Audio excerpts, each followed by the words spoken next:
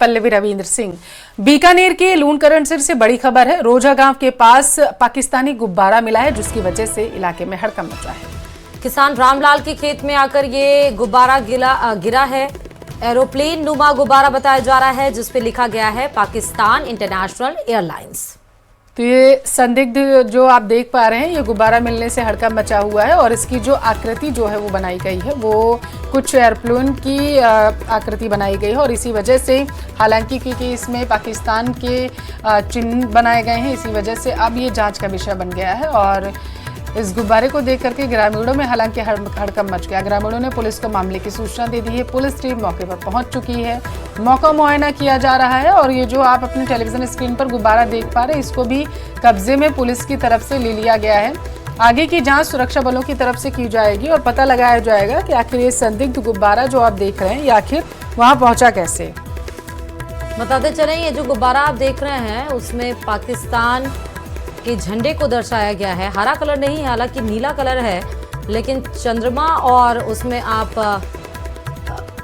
तारे देख रहे हैं। दूसरी बात ये कि इसमें पाकिस्तान एयरलाइंस लिखा हुआ है और ये कोई पहली तस्वीर इस तरह से निकल कर नहीं आई है। पिछले 2-3 दिनों से अगर हम बात करें तो अलग अलग राज्य के अलग अलग जिलों में 2-3 गुब्बारे ऐसे जो सीमा सुरक्षा से सटे हुए हैं वहां पर देखे गए हैं। बीकानेर के लूणकरण से ये तस्वीर निकलकर सामने आई। रोजा गांव के पास ये पाकिस्तानी गुब्बारा मिला है। और इधर चौमू में बांग्लादेश में हिंदुओं पर हो रहे अत्याचार को लेकर देश भर में गुस्सा व्याप्त है। अत्याचार के विरोध में कस्बे में बताया जा रहा है लोग सड़कों पर उतर आए। घटना को लेकर साधु संतों समेत हिंदू संगठनों के कार्यकर्ताओं ने विरोध जताया है। उन्होंने कस्बे के रेनवाल रोड पर जाम लगाकर विरोध जताया और सरकार से बांग्लादेश में हिंदुओं पर हो रहे अत्याचार के मामले में दखल देने की भी मांग की। जाम से रेनवाल रोड पर वाहनों की कतार लग गई। पुलिस मौके पर मौजूद, समझाइश का दौर जारी। दिनों से बांग्लादेश के अंदर हिंदुओं पर अत्याचार हो रहे हैं, उनके निमित्त हम प्रधानमंत्री जी को ये संदेश देना चाहते हैं, पूरे भारतवर्ष के लोग, कि आप जो बांग्लादेश में जो हिंदू हैं उनकी आप रक्षा करिए, आप आगे आइए, इसमें दखल करें। माता बहनों के साथ में, बहन बेटे के साथ में वहाँ पर अत्याचार हो रहे हैं, जघन्य अपराध हो रहे हैं उनके निमित्त। यहाँ पर आज हमारी कोई सुनवाई नहीं कर रहा है, इसलिए हमने यहाँ पर रोड जाम लगा दी है। अगर परसों तक यहाँ पर कोई सुनवाई नहीं होगी तो वहाँ पर जो बाईपास है वहाँ पर हम वहाँ जाम लगाएंगे। एसडीएम साहब को हम ज्ञापन देंगे। सुजानगढ़ नगर परिषद द्वारा सफाई भर्ती के लिए जारी किए गए अनुभव प्रमाण पत्रों की जांच किए जाने की मांग अब उठने लगी है। 7 पार्षदों ने मुख्यमंत्री को ज्ञापन भेजकर अनुभव प्रमाण पत्रों की जांच करवाने की मांग की है और इसी प्रकार ठेकेदार बुधराज ने भी मुख्यमंत्री के नाम शिकायत भेजकर बताया है कि आयुक्त ने ठेकेदार लोगों से साठगांठ करके आधे दर्जन प्रमाण पत्र अपने चहेते लोगों के बनवा लिए। नगर परिषद के आयुक्त मगराज डूडी ने आरोप का खंडन किया, हालांकि कहा है कि सभी प्रमाण पत्रों को नियमानुसार बनाया गया। फिलहाल मामले की जांच की जा रही है। ठेकेदारों से ये कहा गया है कि अगर आपने 12 प्रमाण पत्र लेने हैं तो 6 हमारे बनाओ। आयुक्त साहब ने कहा है ये, और 6 आपके बना देंगे। और ये सभी ठेकेदारों को किया गया है और ये हुआ भी है। आधे अपने बनाए हैं और आधे आप ठेकेदारों के बना दिए। यूथ के पास हम हमारे कर्मचारियों के प्रमाण पत्र मांगने के लिए गए, तो प्रमाण पत्र सब कुछ लोगों को दे दिया। हमने भी जाके मांगे तो बोला कि बोलो भैया, आपके आदमी, हमारे आदमी जितने हैं वो आपके हक में वो बना दो, हमारे आपके हक में वो बना दो। क्योंकि ठीक बना देंगे। मैं फिर मैं कि वो बनाऊँ कि 3 हमारे 3 आपके बना देंगे, तब तो बन जाएगा, नहीं तो नहीं बनेगा। और इधर सफाई कर्मचारियों की हड़ताल को लेकर जयपुर हेरिटेज नगर निगम का फरमान जारी करते हुए सफाई कर्मियों को तुरंत अपनी ड्यूटी ज्वाइन करने के लिए कहा गया है। और इसके साथ ही कहा गया है कि अगर ड्यूटी ज्वाइन नहीं करेगा कोई तो उसे निष्कासित कर दिया जाएगा। हेरिटेज निगम का कहना है कि इस तरह से बिना किसी सूचना के कार्य का बहिष्कार कर देना राजस्थान सर्विस रूल्स 86 के अंतर्गत घोर लापरवाही है। बता दें कि सफाई कर्मचारी अपनी मांगों को लेकर पिछले 5 दिन से हड़ताल पर हैं।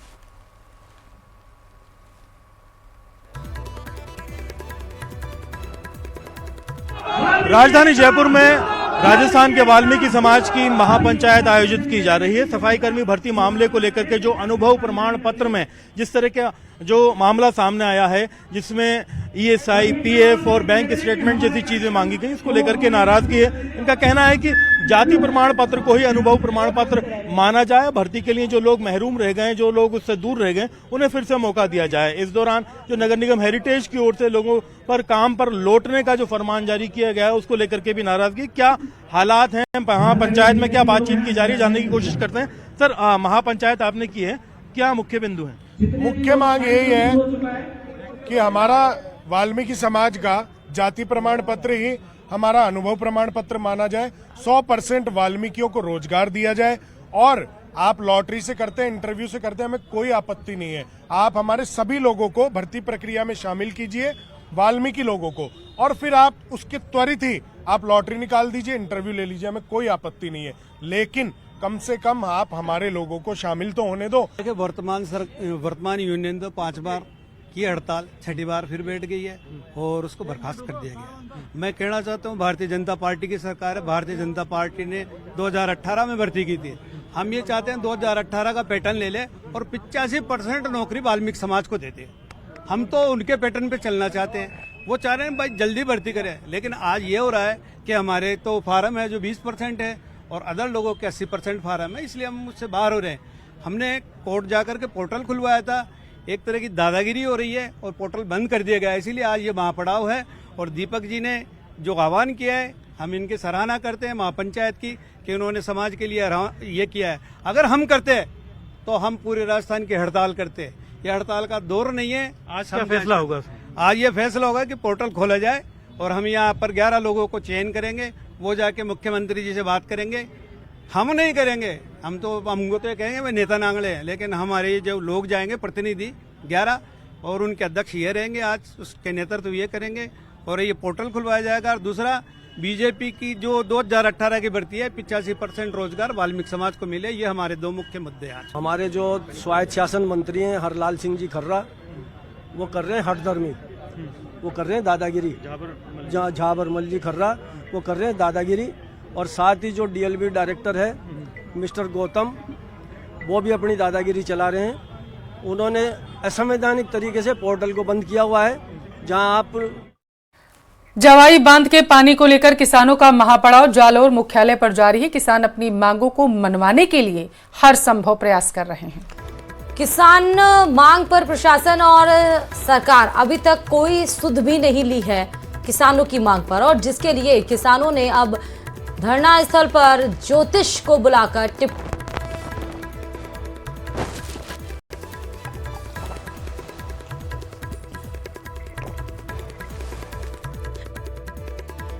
महात्मा जी के पास में जाके हमारे टिप्पणा दिखवाया।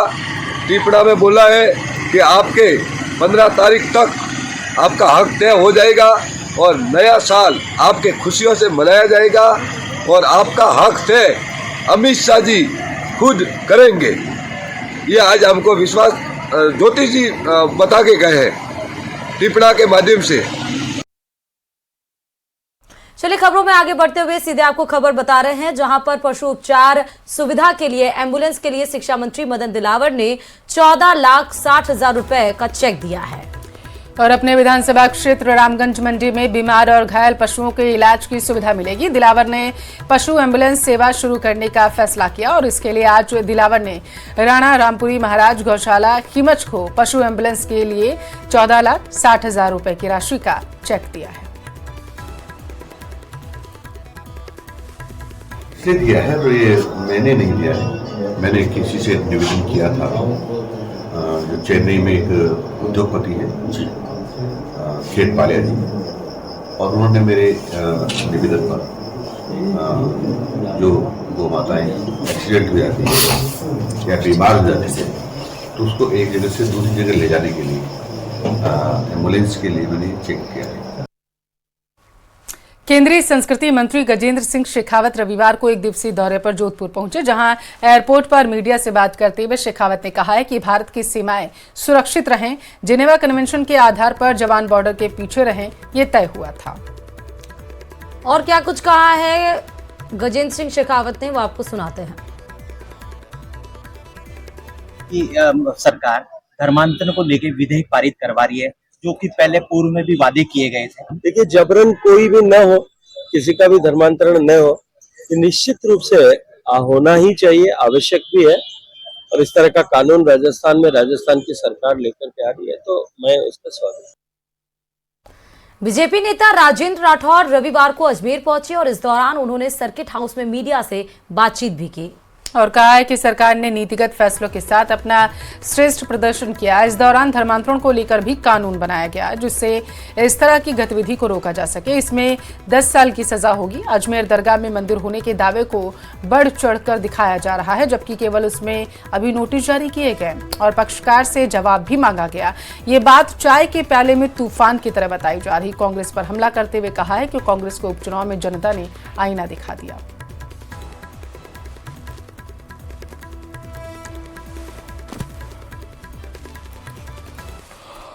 सूफी संत साहब की दरगाह का मामला है, अभी तो कोर्ट ने नोटिस दिए हैं, अभी वो एडमिशन की स्टेज पर ही है। दावा पेश किया गया कि यहाँ पहले कोई भगवान शंकर का मंदिर था। दावा पेश करने के लिए हर भारतीय को कॉन्स्टिट्यूशनल में राइट है कि वो अदालत में जाकर अपना नियमों के अनुसार दावा कर सकता है। दावा पेश हुआ, प्रत्युत्तर में न्यायालय ने उन नोटिस जारी करके सब लोगों से, पक्षकारों से पूछा है कि इसमें सच्चाई क्या। अभी तो एडमिशन भी नहीं हुआ, इसलिए चाय के प्याले में तूफान जैसी बात है। अभी इस बात को मैं समझता हूँ आगे नहीं बढ़ाना उचित होगा। न्यायालय का निर्णय जो कोई भी हो वो उस न्याय, क्योंकि हम सब लोग न्यायिक व्यवस्था के से प्रतिबद्धता के साथ बंधे हुए हैं, उस निर्णय को सबको मानना चाहिए। पर अभी कोई ऐसी बात ही नहीं है बुनियादी तौर पर। बीकानेर के रायसर में आयोजित संविधान दिवस समारोह को केंद्रीय कानून मंत्री अर्जुन राम मेघवाल ने संबोधित किया। भीमराव अंबेडकर को लेकर कांग्रेस पर बड़ा हमला भी बोला। मंत्री मेघवाल ने कहा है कि कांग्रेस हमेशा से अंबेडकर का अपमान करती आई। देश आजाद होने से पहले ही, आजादी के बाद इस बारे में नानकचंद रत्तू, धनंजय कीर समेत देश के अनेक लेखकों ने लिखा है। कांग्रेस ने अंबेडकर को शुरू के 2 चुनाव हरवाए। जिस व्यक्ति ने देश को संविधान बनाकर दिया, उसके सामने उम्मीदवार खड़ा करने की आवश्यकता क्या थी? करने की मंशा तो रही है और इसके लिए नानकचंद रत्तू और भी लेखक धनंजय कीर वगैरह कई लोगों ने लिखा है कि कांग्रेस बाबा साहब का अपमान देश आजादी के बाद, उससे पहले करती आई है। 2 चुनाव हरवाए, नहीं तो कैंडिडेट खड़े करने की कहां जरूरत थी? जिन्होंने संविधान बना करके इस देश को दिया, उनके खिलाफ कैंडिडेट खड़ा करने की कहां जरूरत थी कांग्रेस को? श्रीगंगानगर बार एसोसिएशन के 13 दिसंबर को होने जा रहे चुनाव को लेकर नामांकन पत्र जमा करने की प्रक्रिया शनिवार शाम को समाप्त हो चुकी है। श्रीगंगानगर बार संघ के अध्यक्ष और उपाध्यक्ष पद के लिए 3-3-2 सचिव पद के लिए 2 उम्मीदवारों के द्वारा नामांकन पत्र जमा कराए गए हैं। आपको बताते चले कि चुनाव अधिकारी के द्वारा सभी नामांकन पत्रों की जांच के बाद इन्हें स्वीकार कर लिया गया। वहीं 2 दिसंबर सोमवार शाम 4 बजे तक नामांकन पत्र वापस लिए जा सकेंगे और 13 दिसंबर को सुबह 10 से 4 तक वोटिंग कराई जाएगी। चुनाव लड़ रहे प्रत्याशियों के द्वारा अधिवक्ता वोटर्स से अपने पक्ष में मतदान करने के लिए संपर्क साध रहे हैं।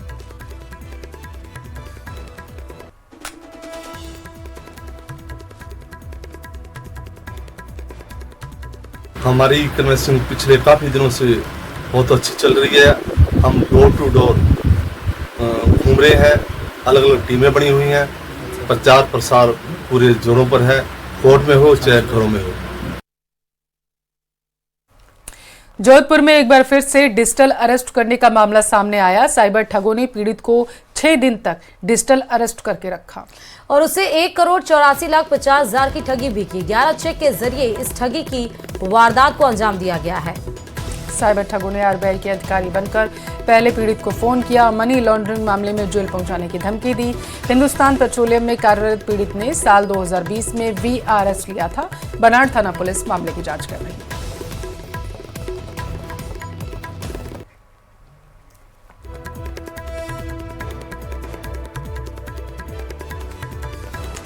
डीग में ठगी का एक नया ही मामला सामने आया, जहां पहले ठग खुद को तांत्रिक बताकर सौदा करते दिखाई दिए और उसके बाद ठगी का सारा खेल शुरू हुआ। कंबल से नोटों की बारिश कराई जाती है। पूरा मामला कामा थाना इलाके का है, जहां इस ठगी का वीडियो सामने आने के बाद इसका खुलासा भी हुआ है। और इतना ही नहीं, कंबल से नोटों की बारिश करने से पहले किस तरह ठग सौदेबाजी कर रहे हैं उसका भी वीडियो है। बता दें कि पहले इस तरह के मामलों में पुलिस कार्रवाई कर चुकी है। अलग अलग लाए भाई भैया, एक के जाने कोई समस्या नहीं। दीप जिले के कामा थाना इलाके का एक वीडियो सोशल मीडिया पर वायरल हो रहा है, जिसमें ठगी का एक नया तरीका ठगों द्वारा निकाला गया और नोटों की बारिश कंबल के जरिए की जा रही है। यानी कि पहले सौदेबाजी की गई और उसमें दुगना चौगुना पैसा देने का लालच दूसरे जो लोग थे उनको दिखाया गया और उसके बाद एक निश्चित जगह स्थान तय किया गया और वहां पर जो ठग थे अपने आप को तांत्रिक बताते हैं और उसके बाद कम्बल से नोटों की बारिश करते हैं। बारिश इस तरह की जाती है कि कमरे में चारों तरफ नोट ही नोट नजर आते हैं और उसके बाद आखिर में जो लोग यानी कि जो ठग के साथ अन्य जो गैंग के लोग रहते हैं वो एक नया तरीका निकालते हैं, नाटक करते हैं और उसके जरिए उनके मुंह से खून निकलने लगता है और जो व्यक्ति जिसके साथ सौदेबाजी की जाती है उसको डराया जाता है, धमकाया जाता है कि अब ये मरने वाला है, आप यहाँ से भाग जाओ। और ऐसे में वो व्यक्ति वहाँ से जान बचाकर भाग जाता है और जो पैसा उसके द्वारा ठगों को दिया जाता है उसको वो पैसे को लेकर के ठग और वहाँ से सामान को समेट करके वो भी फरार हो जाते हैं। अब ये वीडियो जब सामने आया है तो इसके आधार पर पुलिस पूरे मामले की जांच कर रही है। हालांकि 2023 में भी पुलिस द्वारा कार्रवाई की गई थी और 12 ऐसे ठगों को गिरफ्तार किया गया था। तो ठगों ने कबूला था कि वो अब तक कम्बल से नोटों की बारिश करने का लोगों को लालच देकर करोड़ों रुपए की ठगी कर चुके हैं। यानी कि 8 से 10 करोड़ रुपए की ठगी का उन्होंने खुद कबूलनामा पुलिस के सामने जाहिर किया था और अब ये वीडियो जो सामने आया है इसके आधार पर कामा पुलिस पूरे मामले की जांच कर रही है। कामा और जुरेरा थाना इलाके के बीच के जो गांव हैं वहां पर ये पूरा गैंग जो है वो सक्रिय होकर कार्य करता है।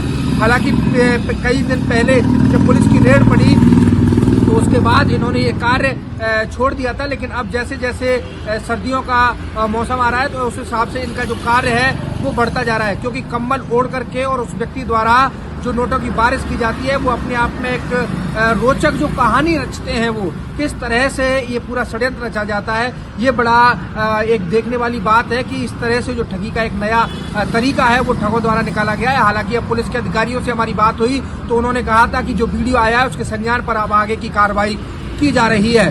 दीपक पुरी, न्यूज 18 बीग। बारां की अठू थाना पुलिस ने अवैध खनन को लेकर सख्ती से कार्रवाई की है और इसी क्रम में पुलिस ने पिपलोद गांव के किनारे पार्वती नदी में अवैध खनन करने वालों के खिलाफ दबिश देकर कार्रवाई को अंजाम भी दिया। पुलिस ने 6 ट्रैक्टर ट्रॉली जब्त की, इनमें से 2 ट्रैक्टर ट्रॉली बजरी से भरी जबकि 4 खाली ट्रैक्टर ट्रॉली जब्त की गई हैं। वहीं पुलिस को देखते हुए अवैध खनन कर रहे माफिया फरार हो गए हैं। पुलिस जांच कर रही है।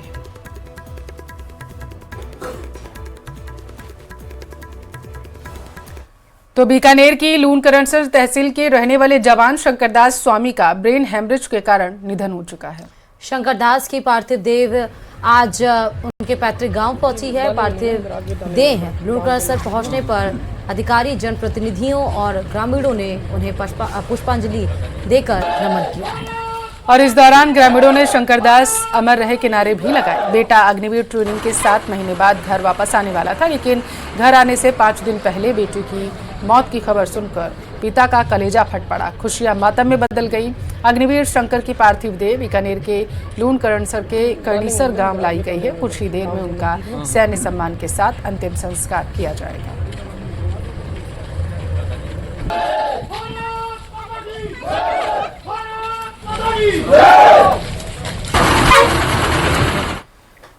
राजसमंद के अजय दुर्ग और महाराणा प्रताप की जन्मस्थली पर 3 दिवसीय कुंभलगढ़ फेस्टिवल की आज से शुरुआत हो चुकी है, जहां पर टूरिज्म डिपार्टमेंट की डिप्टी डायरेक्टर शिखा सक्सेना ने राणा कुंभा की तस्वीर के सामने दीप प्रज्वलित कर शुरुआत की। पारंपरिक तरीके से ढोल बजाकर कार्यक्रम का आगाज किया गया। पर्यटन विभाग और जिला प्रशासन के द्वारा आयोजित फेस्टिवल की शुरुआत में हल्ला पोल से लेकर बताया जा रहा है कुंभलगढ़ फोर्ट तक शोभा यात्रा निकाली गई, जिसमें कलाकारों द्वारा रंगारंग प्रस्तुतियां दी गई। ढोल नगाड़ों की थाप पर कलाकार झूमते नजर आए। परिसर में फेस्टिवल के आगाज के साथ ही दिन भर विभिन्न सांस्कृतिक कार्यक्रम का आयोजन किया जा रहा है।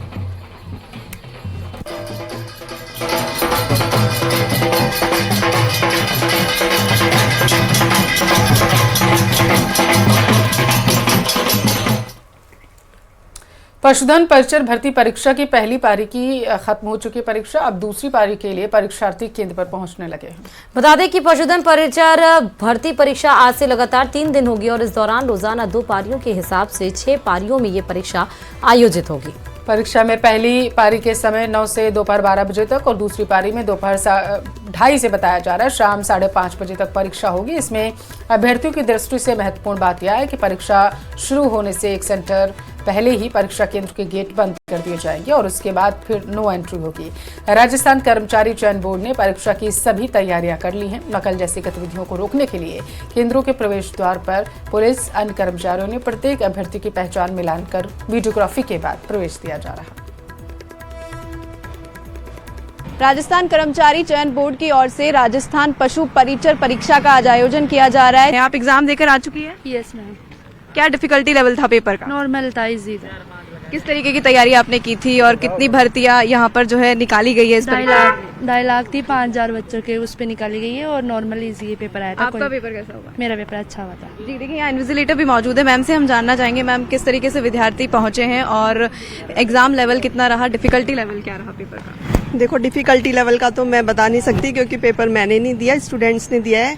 बाकी हमने जो उनकी 2 घंटे पहले उनकी एंट्री करवा ली थी हम लोगों ने और बाकी जितने भी जैसे आधार कार्ड चेक करना, उनकी आईडीज वगैरह उसको अच्छे से बाकायदा चेक किया गया था। 3 टाइम्स हमने चेक किया है, उसके बाद में हमने स्टूडेंट्स को अंदर एंट्री दी है। अच्छा, जो स्टूडेंट्स लेट पहुंचे हैं या फिर उनके स्टूडेंट्स के लिए मैम कोई एंट्री नहीं थी किसी भी तरीके की? हाँ, किसी भी तरह की कोई सहूलियत उनको नहीं दी गई है। 2 आवर्स पहले उनको अंदर ले लिया गया था। अच्छा, अगर 1 मिनट भी कोई लेट हो रहा है? No ma'am, no. 1 मिनट भी कोई लेट हो रहा है तो उसके लिए कोई एंट्री नहीं है। कैसा पेपर रहा? पेपर अच्छा रहा। क्या कितने क्वेश्चंस पेपर में आए? 150 और 150। डिफिकल्टी लेवल क्या रहा पेपर का? पेपर का नॉर्मल लेवल रहा, 10th लेवल तक का क्वेश्चन ज़्यादा डिफिकल्ट लेवल नहीं था। इस पोस्ट के लिए करीब 2.5 लाख विद्यार्थी जो है आज एग्जाम परीक्षा देने वाले हैं, जो 3 पारियों में परीक्षा आयोजित होने जा रही है। वहीं 5000 वैकेंसीज इस पोस्ट के लिए सरकार की ओर से निकाली गई है। विद्यार्थी सेंटर्स पर पहुंच रहे हैं और स्ट्रिक्ट यहाँ पर रूल्स एंड गाइडलाइंस है। अगर कोई भी बच्चा लेट हो रहा है तो उसे एंट्री नहीं दी जा रही है। तो न्यूज़ 18 भी आप सभी से ये अपील करेगा कि सेंटर्स पर टाइमली पहुंचे, एंट्री ले और अपना पेपर दे। कैमरामैन मानसिंह के साथ महिमा जैन, न्यूज़ 18।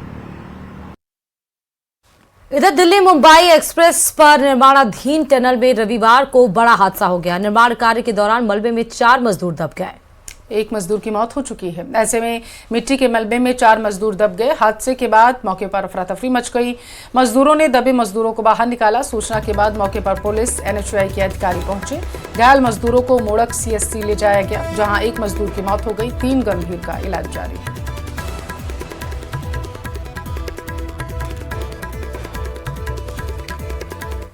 अजमेर का रुख करेंगे। अजमेर दरगाह में शिव मंदिर होने के मामले में एक अपडेट आया है। केंद्रीय मंत्री भागीरथ चौधरी ने बड़ा बयान दिया। कोर्ट का सभी को सम्मान करना चाहिए। भागीरथ चौधरी ने कहा कि हर नागरिक को कोर्ट में अपनी मांग रखने का हक है। न्यायपालिका में सभी को याचिका लगाने का अधिकार है। कोर्ट पर सबको भरोसा करना चाहिए।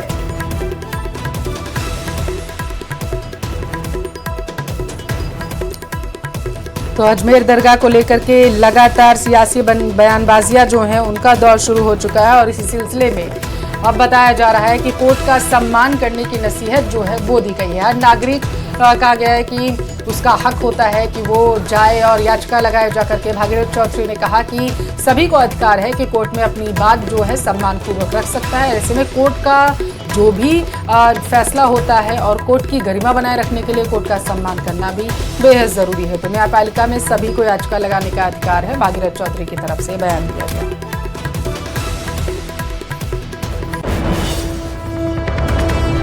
दावा करने का अधिकार है सबको और कोर्ट फैसला लेगी कि आखिर क्या करना है। तो कोर्ट के संज्ञान में है तो कोर्ट क्यों है, हम न्यायपालिका में विश्वास करते हैं और जो कोर्ट फैसला देगी वो सबको मानना चाहिए।